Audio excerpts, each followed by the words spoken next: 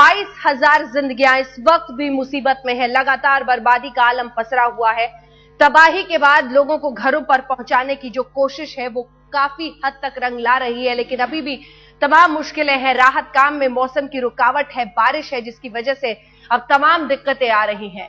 ये उत्तरकाशी की तस्वीरें हम आपको इस वक्त दिखा रहे हैं, किस तरह बादल इस वक्त भी मंडरा रहे हैं। वो काले बादल जो एक बार फिर से डराते हैं, और इन्हीं के बीच हेलीकॉप्टर के जरिए राहत का काम करने की जो तमाम कोशिशें हैं उसमें भी कई दिक्कतें आ रही हैं।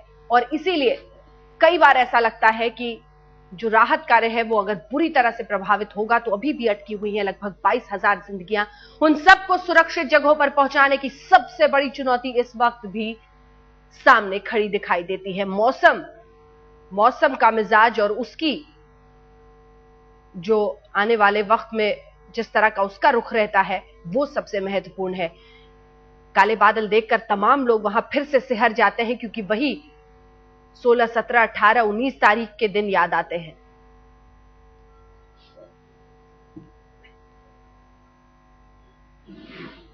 सबसे महत्वपूर्ण है आज का हाल, और आइए वो हम आपको बताते हैं। आज का हाल 24 घंटे 48 घंटे बाद अब किस तरह की तस्वीर समझ में आ रही है, ये सबसे महत्वपूर्ण है जानना कि आने वाले वक्त में क्या होगा और अभी तक जो भी राहत कार्य किया गया है उससे क्या हासिल। मौसम का बिगड़ेगा मिजाज, आज का हाल कई इलाकों में हल्के बादल दिखाई दे रहे हैं। ये काले बादल जो डराते हैं, और मौसम विभाग का क्या कहना है वो भी हम आपको पूरी तरह से बता रहे हैं। आज का हाल ज्यादातर जगह पर गहरी धुंध है। गहरी धुंध का मतलब राहत कार्य में दिक्कत, यह है परेशानी।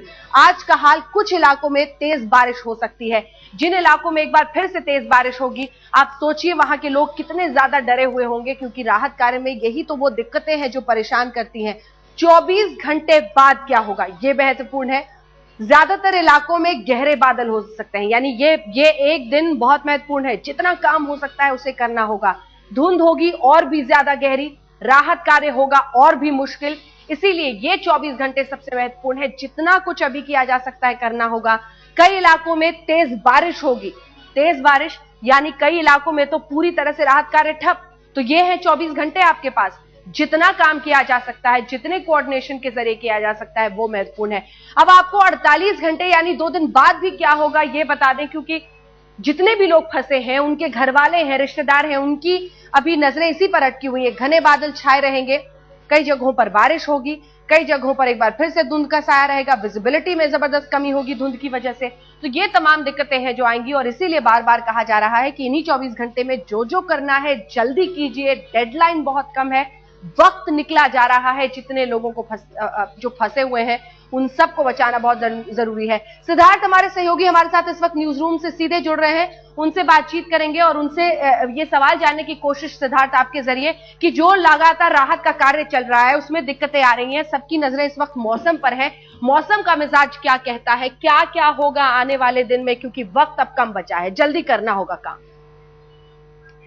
अंजना, यहाँ पर अगर मैं आपको बताऊं तो इस समय की जो स्थिति है वो हम कह सकते हैं कि एक तरीके से एक चिंताजनक है। जैसे आज की बात करते हैं तो आज कई इलाकों में क्लाउड्स हैं और कई जगहों पर इस समय थोड़ा सा मौसम साफ हुआ है, लेकिन ये विंडो बड़ी छोटी सी विंडो है, क्योंकि अगले 2-3 घंटे में ये विंडो फिर से क्लोज हो जाएगी। क्योंकि 2 बजे के बाद अल्पाइन एरियाज में या पहाड़ी इलाके जो ज्यादा ऊंचाई पर हैं, जिसमें केदारनाथ है, बद्रीनाथ है, यमुनोत्री और गंगोत्री, ये चारों जगहों पर 2 बजे के बाद मौसम काफी खराब हो जाता है। और इस समय मानसून की हवाएं हैं। यहाँ पर मैं आपको दिखाना चाहूंगा कि किस तरीके के क्लाउड्स हैं।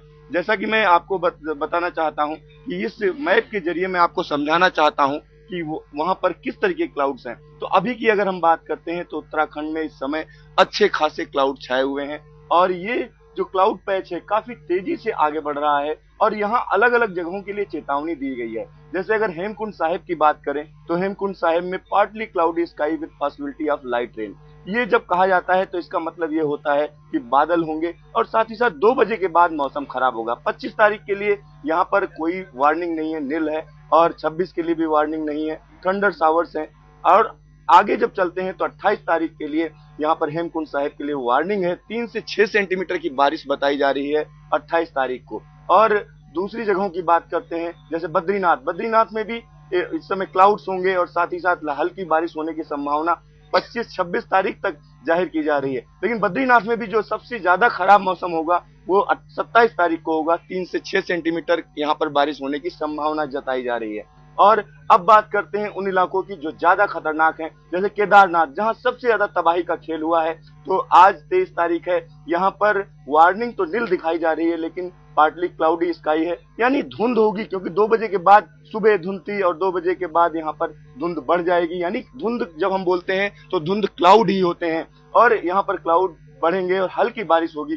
24 तारीख यानी कल की जब हम बात करते हैं, यानी आज 2 बजे के बाद जो मौसम खराब होगा तो कल भी खराब रहेगा यहाँ पर। और 24 से लेकर, जैसा कि मैं बताना चाहूंगा अंजना, 24 से लेकर 28 तक लगातार केदारनाथ में मौसम खराब रहेगा। 3 से 6 सेंटीमीटर की बारिश की संभावना जताई जा रही है। इसी तरीके का मौसम गंगोत्री यमुनोत्री में भी रहेगा, यानी 24 से लेकर 28 तक इन इलाकों में काफी मौसम खराब रहेगा, जिनमें केदारनाथ, गंगोत्री, यमुनोत्री और बद्रीनाथ और हेमकुंड साहिब की अगर हम बात करते हैं तो यहाँ पर आज विंडो जरूर क्लोज हो जाएगी, लेकिन कल फिर मौका मिलेगा लोगों को निकालने का। जी।